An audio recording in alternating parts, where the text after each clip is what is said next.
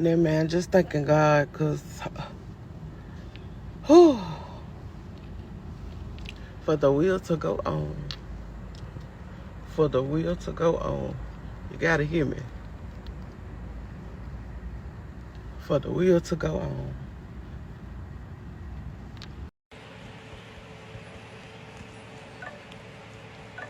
You're so pretty. Thank you. You got me looking so cute. Then look at the dimple. Period. Imagine logging onto social media and seeing a post from someone you know. It's vague, it's heartbreaking, and it reads, "I just couldn't take no more. Sorry y'all." What would you do? Would you scroll past?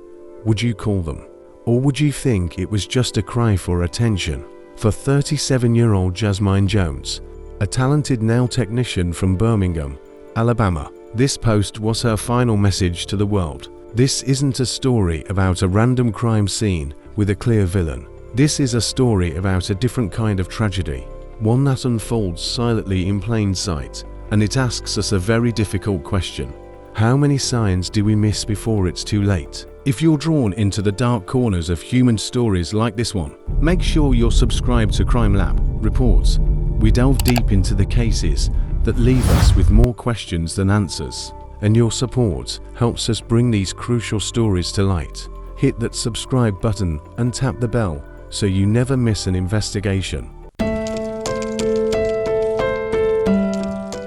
To understand the weight of that final post, we have to understand the woman behind it. Jazmyne wasn't just a headline. She was a person deeply woven into the fabric of her community. She was the person you went to for the perfect set of nails, for a moment of conversation, for a bit of normalcy. By all accounts, she was the strong one, the one who held things together. But those who looked closer saw the cracks. Friends and family knew she had been struggling, carrying the weight of past traumas, including a violent incident where she was reportedly shot 6 times. She was trying to make it day by day, but the struggle was a lonely one. Her life, like so many of ours, was a complex mix of outward strength and inner battles fought in quiet isolation. She presented a face of resilience to her clients and friends, all while dealing with a pain that was becoming increasingly difficult to manage. The tension began to rise dramatically in the days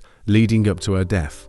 A devastating blow came with the sudden loss of her cousin, someone she was incredibly close to. The funeral was scheduled for August 26th, a day that would now forever hold a double weight of grief for her family. For Jazmyne, this loss seems to have been the catalyst, the overwhelming burden that tipped the scales. The emotional pain she had been managing for so long was now compounded by fresh, acute grief. You can feel the rising tension in her final hours, a silent, desperate crescendo that only she could hear. It was in this state of unimaginable anguish that she turned to her phone and typed those fateful words onto Facebook. It wasn't a dramatic gesture, it was a whisper of defeat, a final exhale from someone who had fought until she had absolutely nothing left to give. This was the moment the private battle became tragically public. The immediate aftermath of her post was a frantic, digital race against time.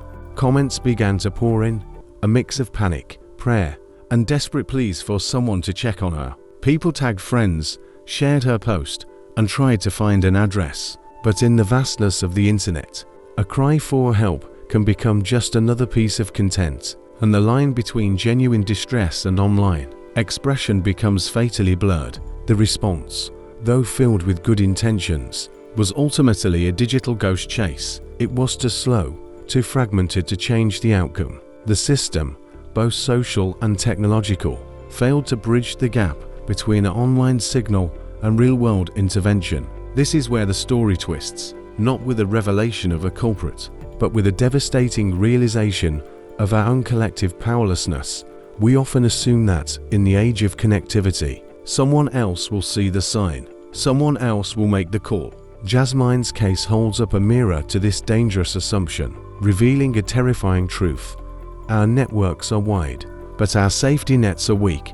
The breakthrough in understanding this case doesn't come from a detective's notebook. It comes from the raw, unfiltered chorus of voices that rose in the wake of her death. Scrolling through the comments on her memorial posts, You don't just find condolences, you find confessionals. Strangers and friends alike began sharing their own struggles with mental health, their own battles with feeling invisible and utterly alone. One person wrote, "It's hard to find help, all you get is judgment," while another stated, "PPL don't know what it's like to have no one and struggle, try to make it day by day." This was the real twist. Jazmyne's story was not an isolated incident. It was a key that unlocked a community's shared pain. Her death became a devastating symbol of a much larger crisis, exposing the profound isolation that can exist even amidst hundreds of online friends. The villain in this true crime story isn't a person. It's the stigma, the lack of accessible resources, and the crushing weight of silent suffering that so many are forced to bear alone. Her final act inadvertently gave voice to the voiceless, turning her personal tragedy into a public testament of a broken system. So where does this leave us, left in the wake of such a preventable tragedy? Jazmyne's story forces us to move beyond sadness and into a space of uncomfortable accountability. It asks us to look at our own behavior online and in our communities. The next time we see a vague, troubling post, will we dismiss it, or will we take that extra moment to directly reach out? The next time a friend says they're fine, will we accept that at face value, or will we dig deeper, offering a judgment-free space for them to be honest? This is the insight we must take away. Protection is a community effort. It requires us to be actively, persistently compassionate, to break through the digital noise and offer a tangible human connection. Jazmyne's legacy cannot be that we simply felt bad and moved on. Her story has to be the catalyst that changes how we operate. Let this be your call to action. Save the number for the National Suicide Prevention Lifeline in your phone. Now it's 988. Text HOME to 741 to have the crisis text line ready. But most importantly, let's be a lifeline for each other. Check on your strong friends. Listen without judgment. Advocate for better mental health resources in your own community. Let's make sure that the next person who feels they can't take no more finds a network of hands reaching out to pull them back, instead of feeling they have no choice but to let go. The crime here was a failure of support, and the justice will be us finally building a world where no one has to fight their darkest battles alone. Yeah, I know I'm sounding like a pimp and I got me a date. My girl T in the cut. Hey, we was trying to go to Crib, but what they said, T? Because I ain't going though, she did. What they said? Take out on. Oh, nah, baby. We on a date. We gotta eat. I gotta see if she smack when she eats. We are deeply saddened by the tragic loss of Jazmyne Jones. Her passing is a profound reminder of the silent battles many face. Our hearts go out to her family, friends, and all who knew and loved her. May she find the peace she sought, and may her memory inspire greater compassion and understanding for those struggling with mental health.